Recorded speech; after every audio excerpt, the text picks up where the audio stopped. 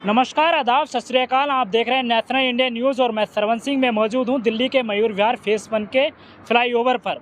बंगाल में संदेश खाली की जो घटना हुई है उस पर बातचीत करने के लिए हमारे साथ सोशल एक्टिविस्ट जेके गौतम जी मौजूद हैं।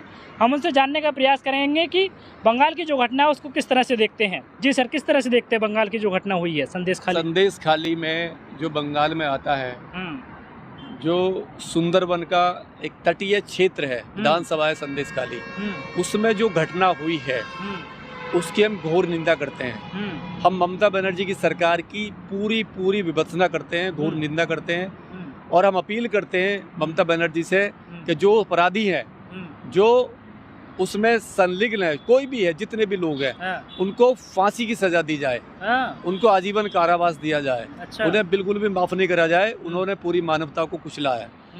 संदेश खाली में जो 8 तारीख की घटना हुई, वहाँ पे 8 तारीख की जिस तरीके से SC/ST की महिलाएं जिस तरीके से रोड पे डंडे झाड़ू लेके रोड पे उतरी अपराधी के खिलाफ, और उन्होंने थाने का घेराव किया और उन्होंने मजबूर कर दिया पुलिस को कि जो 3 अपराधी थे, 3 नामजद अपराधी जो कई सालों से 10 या 15 सालों से उन महिलाओं का यौन उत्पीड़न कर रहे थे, शोषण कर रहे थे। बहुत उनके साथ में ब्रूटल रेप की घटनाएं सामने आई हैं। कुछ महिलाओं ने पूरा वहाँ पे अपना बायोडाटा दिया। तो जिस तरीके से सरकार की देख रेख में वहाँ पे ये हुआ है, ममता बनर्जी का पूरा सपोर्ट हो रहा है। सरकार की नाक के नीचे वहाँ पे वो गंदा खेल इतने सालों से चल रहा था। तो हम उसकी घोर निंदा करते हैं और हम अपील करते हैं, अगर सरकार का कोई उसमें प्रेशर नहीं है, ममता बनर्जी का, TMC की सरकार का कोई प्रेशर नहीं था, उन पे कोई दबाव नहीं था, तो सरकार उसको अरेस्ट करके, जो 3 लोग हैं, जो उसमें एक है शाहजहाँ, जो शहजहाँ शेख है, दूसरा शिबू है, तीसरा उसमें उत्तम सरदार है। इन तीनों ने मिलकर जो वहाँ आतंक मचाया है, जो वहाँ पर बहन बेटियों को आए दिन रात में, दिन में जब मर्जी उठा लेना, जब मर्जी रेप कर देना, रात भर उनको बंधक बना के रखना, SC/ST महिलाओं के को बहुत यौन उत्पीड़न करना, तो ये दर्शाता है कि वो एक जानवर की तरह थे। वो मानवता में उनका कोई विश्वास नहीं है।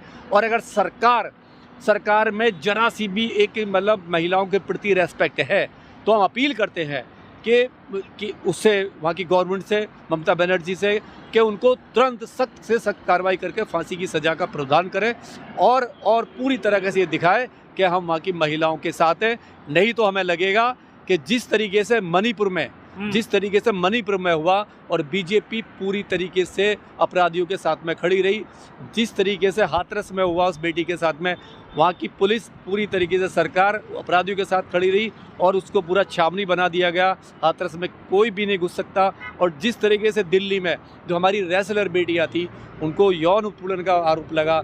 कई सालों से जो बीजेपी सरकार का एक बहुत बड़ा लीडर जो उनके साथ में यौन उत्पीड़न कर रहा था, और वो बेटियां रोड पे आईं, जिस तरीके से सरकार उसके फेवर में खड़ी हो गई बचाने के लिए, और बहन जो हमारी रेसलर बेटियां थी उनको ब्रूटल तरीके से दिल्ली में उनका आंदोलन कुचला गया। तो हमें लगेगा कि कहीं ना कहीं ममता बनर्जी भी बीजेपी के साथ में मिलके SC/STओं का शोषण उसी तरीके से कर रही है, महिलाओं का, जिस तरीके से सेंट्रल गवर्नमेंट भी महिलाओं की केवल बात करती है, लेकिन जब महिलाओं के यौन उत्पीड़न की बात आती है तो ये भी अपराधियों के साथ में खड़ी हो जाती है।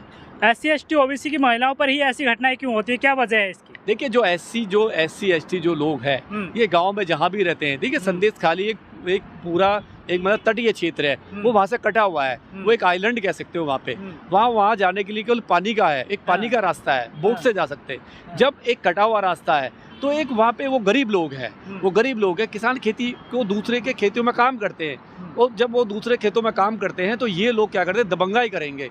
वो मजदूर हैं, वो मजबूर हैं, उनको उठा लें, उनके हस्बैंडों को उठा लेना, आदमी को गायब कर देना, उनको डरा धमका के महिलाओं को ले जाना, मजबूर है वो। उनके पास में कोई पावर नहीं है, कोई किसान नहीं है, पैसे वाले नहीं है, तो मजबूरी होती है। गरीब कोई भी हो सकता है, और यही घटना किसी अदर कास्ट के भी साथ होगी, हम उसकी भी उतनी निंदा करेंगे, क्योंकि महिलाएं सबकी बराबर है, बहन बेटियां सबके लिए बराबर है। और सरकार, और मैं फिर कह रहा हूँ, सरकार किसी की भी हो, चाहे कांग्रेस की हो, चाहे बीजेपी की हो, चाहे TMC की हो, जहाँ भी ये घटनाएं होती हैं, हम सरकार को पूरा एक्सपोज करेंगे और अपील करेंगे कि सरकार जिस तरीके से बचाव करती है ये महिलाओं का, तो महिलाओं को भी ये देखना चाहिए कि इन सरकारों का वोट के टाइम पे इनका बायकॉट करे, इनको आईना दिखाए।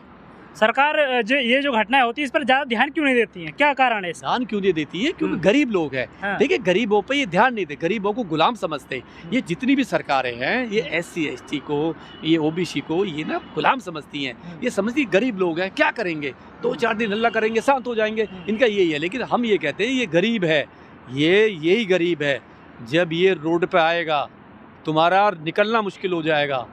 तुम्हारी जो जिस महल में तुम रहते हो ना, उस महल को शील कर देगा ये गरीब। ये मेहनत कश है, ये देश को बनाता है, ये अनाज पैदा करता है, ये रोड बनाता है, सड़कें बनाता है, पुल बनाता है, तुम्हारी बिल्डिंगें बनाता है। जिस दिन इसने चक्का जाम किया, इस मजदूर ने, इस गरीब ने, तुम्हारी नींद हराम हो जाएगी। जिस मखमल के गद्दे पे तुम सोते हो उसमें एक कांटे घुस जाएंगे, सो नहीं पाओगे। तो मेरी ये अपील है कि सरकार कहीं की भी हो, अगर इस तरीके से कहीं भी घटनाएं हैं तो अपराधियों के फेवर में ना हो के बहन बेटियों के फेवर में खड़ी हो जाएं और अपराधियों को सख्त से सख्त सजा दें। जब वोट लेने की बारी आती है तो लोग इनके यहाँ जाके खाना खाते हैं, पैर धुलते हैं इनके, तो ये क्या कारण है? ये केवल वोट की राजनीति है। कोई पैर नहीं धोता है, पैर भी धोते कोई और ही है, और खाना भी वो 5 स्टार होटल से आता है, बर्तन भी मिट्टी के होते हैं और वो पत्तल होती है, उनके घर का कोई बर्तन नहीं होता है। और उनके घर तक क्यों जाते हो? सिर्फ एक दिखावा के लिए करते हैं। अगर तुम ये दूरी मिटाना चाहते हो और चाहते हो कि मैं SC ST का बहुत हितैषी हूँ, तो हम अपील करते हैं जितने भी लोग गरीबों के घर पे खाना खाते हैं, दलितों के यहाँ पे, SC ST के यहाँ, वो पॉलिटिशियन उनको अपने घर में बुलाएं, उनके घर पे मत बुलाओ। उनके घर पे क्यों जाते हो? आप अपने घर पे बुलाइए, अपने बेडरूम में खाना खिलाइए, अपने हाथों से खाना खिलाइए, उनकी थाली में खाना खाइए। हम देखेंगे तुम कितने हितैषी हो उनको चूती बेवकूफ़ बनाने के लिए। उनके घर जाओगे, बर्तन बाहर से मंगाओगे, खाना बाहर से मंगाओगे, कारपेट बाहर से होगा, सब कुछ बाहर से होगा, केवल घर उसका होता है। अरे अपने घर में बुलाइए। और मैं अपील करता हूँ उन लोगों से भी जो ये लोग तुम्हारे घर में आते हैं, आप उनको अपने घर में मत बुलाइए। उनसे कहिए कि हम तुम्हारे घर में आएंगे, आप अपनी थाली लाइए, अपना गिलास लाइए, अपना बेड दीजिए, अपनी चेयर दीजिए, हम तुम्हारे चेयर पे बैठेंगे, तुम्हारे बेड पे बैठेंगे, तुम्हारी थाली में तुम्हारे साथ खाना खाएंगे। हम तब देखेंगे कि हाँ, ये वास्तव में ये दूरी जो है SC ST और जनरल वाली को, इसको ये दूरी करना चाहते हैं। बंगाल सरकार से आप क्या मांग करना चाहते हैं? मैं बंगाल सरकार से अपील करता हूं कि जिस तरीके से बंगाल सरकार घिरी है और ये जो मीडिया है, ये जो गोदी मीडिया है, इसके पेट में दर्द हुआ है। अगर ये पेट में दर्द इस गोदी मीडिया के हाथरस में भी हुआ होता, अगर ये बहन बेटी जो हमारी बैठी हुई थी वहाँ भी हुआ था, मणिपुर पर होता, तो जितनी घटनाएं होती हैं, हमारी बारातें रोकी जाती हैं, दलितों को रोज़ मारा जा रहा है, रोज़ रेप हो रहा है, अगर तब भी उतना ही दर्द हो, तब भी ये उतना ही चिल्लाएं, तो हमें लगे हाँ ये सही है। राजनीति तो सब करेंगे, लेकिन हम ममता जी को कहते हैं कि उन्होंने राजनीति करने का मौका दिया है, उन्होंने अपराधियों को पाला है, अपराधियों को खुली छूट दी है। वो जो मास्टरमाइंड है शाहजहां शेख, जब तक वो अरेस्ट नहीं होगा उसको फांसी की सज़ा नहीं होगी। हम ऐसे ही आवाज़ अपनी उठाते रहेंगे और मांग करते रहेंगे। और मैं ये अपील करता हूँ देश के जो हमारे इंटेलेक्चुअल लोग हैं, जो अपने आप को बहुत बड़ा इंटेलेक्चुअल कहते हैं, आए दिन अपना गला फाड़ते हैं सोशल मीडिया पर आके और बताते हैं। और जब बंगाल की बात आती है, बंगाल पे उनके मुंह में दही जम गई है।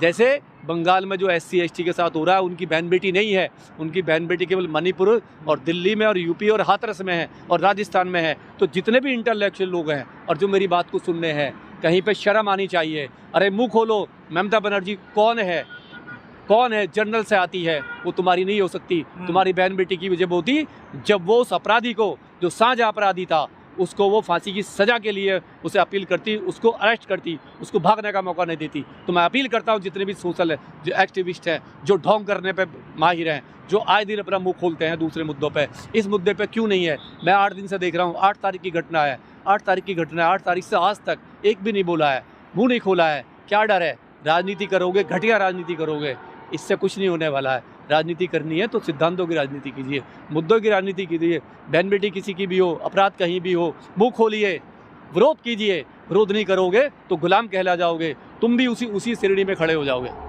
थैंक यू सर अपने बेशकीमती समय देने के लिए। तो दोस्तों, इस इंटरव्यू को लेकर आपकी क्या राय कमेंट करके जरूर बताएं। वीडियो को लाइक करें, शेयर करें। शुक्रिया। नमस्कार। गुरु फतेह, आदाब, नमो बुद्धा। मैं सरवंश सिंह, दिल्ली से। नमस्कार।